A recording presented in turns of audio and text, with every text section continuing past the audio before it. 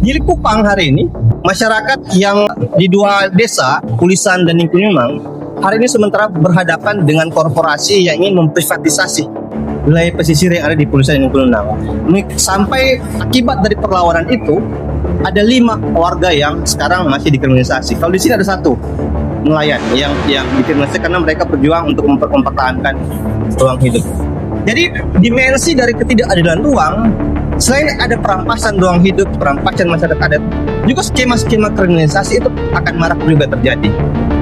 Nah, hal lain yang perlu kita sorot terkait dengan dari lampiran-lampiran draft RT/RW yang kami peroleh, upaya-upaya bagaimana pihak pemerintah untuk memberikan bentuk perluasan akses pada militer untuk masuk pada ruang sipil itu dalam lampiran-lampiran kami peroleh itu terjawab.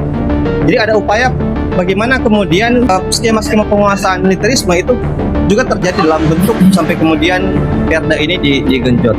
Itu bisa kita lihat misalkan dari penambahan penyediaan lahan untuk 1 Korem, 9 Kodam, 13 Batalion Infanteri Teritorial, dan 103 Ramil.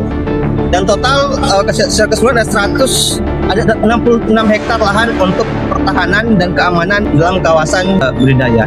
Jadi kami melihat ini bagian dari skema sekuritisasi. Pada akhirnya ketika militer sudah masuk pada ruang-ruang sipil, pada proyek MBG, pada sektor pangan, operasi Merah Putih, itu berakibat pada upaya bagaimana skema-skema militerisme di ruang sipil akan semakin marak akan kita hadapi. Semakin banyak porsi dari militer dalam ruang-ruang seperti itu, maka dalam bayangan kami skema sekuritisasi yang akan dilakukan selain ancaman terhadap mimbar-mimbar bebas ruang sipil, juga bisa kemungkinan besar bisa mengintervensi kebijakan-kebijakan publik di tingkat kabupaten kota.